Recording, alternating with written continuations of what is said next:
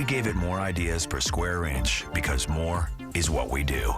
Introducing the Terrain, the all-new smaller SUV from GMC. Grim these days. Crisis all over.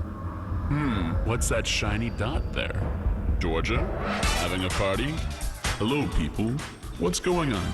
We are celebrating being the first in progress to combat corruption. Right, and that's by Transparency International.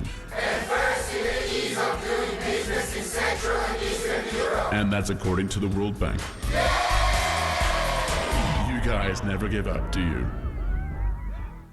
Somewhere in America, there's a home by the sea, powered by the wind on the plains. There's a hospital where technology has a healing touch. There's a factory giving old industries new life. And there's a train that got a whole city moving again. Somewhere in America, the toughest questions are answered every day. Because somewhere in America, more than 60,000 people spend every day answering them. Siemens answers. Cause you're everywhere to me. And when I close my eyes, it's you I see. Everything I know that makes me believe I'm not alone. Everywhere you need us, Chase is there. Welcome to Banking with Chase. Chase what matters. Feel the sound of the Denver Brass. Goosebumps guaranteed. Music fans, each season we're breaking new ground and creating exciting and affordable shows with you in mind. This season is no exception. Isn't it time you experience the Denver Brass? These smash hits will sell out, so call now. Could exist, half slave or half free. One nation under God. We as a people will get to the promised land.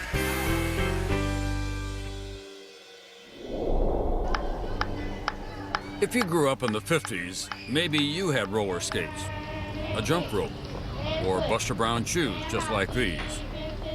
This pair belonged to a girl named Denise McNair. She wore them on the last day of her life, September 15th, 1963, the day she became one of the first casualties of the baby boomer generation, a martyr in a struggle that changed the face of America. Denise's parents, Chris and Maxine McNair, still live with the murder of their child. The mere fact that it happened when it happened, it still baffles me to this day. Do you find any comfort in the fact that this horrendous, hateful, cowardly act that cost you your daughter's life in some way brought the kind of change that was overdue in America? That had to happen in order for changes to be made. Not knowing that I would be one of the people who would have to make the supreme sacrifice. Her daughter, Denise, was bright and playful, devoted to her dog and her favorite doll. But being a black child and baby boomer in Birmingham, Alabama, then meant growing up in one of the most segregated and violent cities in the country. There were sights and sounds meant to terrify Denise and everyone she knew. The city's nickname was Bombingham. One of Denise's friends, Carolyn McKinstry, recalls why. Bombings were a way of life in Birmingham. We could be sitting on our porch anytime, any evening, and we would hear the sound.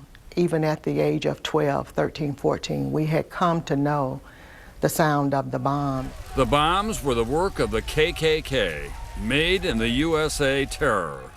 A shameful time. In 1963 Birmingham, many parents, terrified of losing their homes and jobs, were afraid to speak out. But not their children.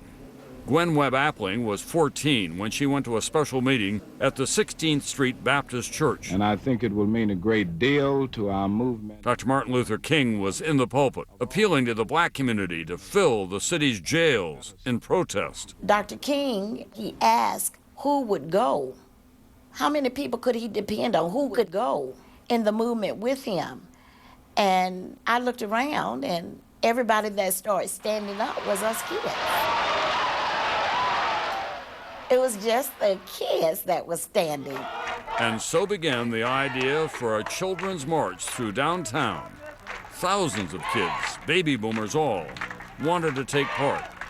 And Chris McNair's daughter Denise was no exception. She wanted to go and march, and her mother and another lady told her that you were too small to march, and she immediately looked at them and said, "You're not little, why aren't you marching?" The march started out as a festive, nonviolent protest. But then the police turned dogs and fire hoses on the young crusaders. And hundreds of Negroes reeling and sprawling among the trees here. The marchers, some as young as 6 and 7, were arrested. But the courage of these baby boomers, witnessed by millions across the country on network television news, had a powerful effect. A week later, business owners in downtown Birmingham agreed to desegregate lunch counters, restrooms, and water fountains. The movement kept gaining momentum. That summer, the whole world was listening as Dr. King shared a dream. My 4 little children will one day live in a nation where they will not be judged by the color of their skin, but by the content of their character. I have a dream today. A few days after the March on Washington, Birmingham schools were desegregated. But with all the hope in the air, hate did not disappear. White fanatics are calling for physical resistance. The city is determined to maintain order. Birmingham's racial troubles have not yet run their course. On Sunday morning, September 15th, Denise McNair and 3 of her friends, Addie Mae Collins, Carol Robertson, and Cynthia Wesley, were preparing to take part in the youth service at the 16th Street Baptist Church.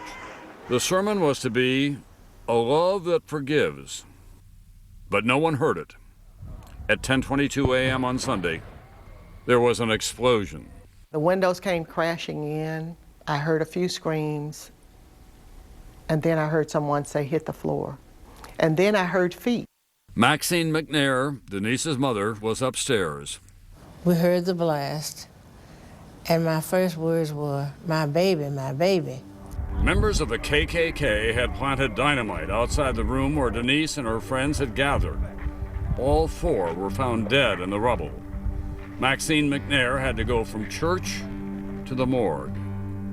And I went there and saw her on that slab in the morgue, and it just tore me up inside. I just couldn't believe it. Only in death did Denise McNair get her wish to speak out for equal rights. Her senseless murder became a turning point. White Americans said, wait a minute, young black girls in all white at church that day where the litany and the lesson was about the love that forgives, this is what they were studying in Sunday school? Michael Eric Dyson is a professor and author who has written extensively about Dr. King and the movement. There was an awakening, in a way, about what was going on here racially. Yeah, when I think about the 16th Street bombing forced America to see how barbaric and how much terror America had permitted, America would no longer begin to take business as usual, the racial segregation and the horrible deterioration of relationships between the races. As outrage replaced fear, America said, enough. Only months after the church bombing, President Lyndon Johnson led the passage of the Civil Rights Act. I urge every American to join in this effort to bring justice and hope to all our people. That long overdue legislation paved the way for a new diversity in business, politics, and ultimately the White House, the historic legacy of a struggle born by and for a generation. They were at the forefront of the movement. They were on the front lines. In many ways, their courage has made it possible for me to do what I do and many others who followed afterward to become successful. Were it not for those 4 young girls, black children of the 50s and 60s might not have grown up to be doctors and lawyers or secretaries of state, like Denise McNair's schoolmate, Condoleezza Rice. But the story doesn't end there.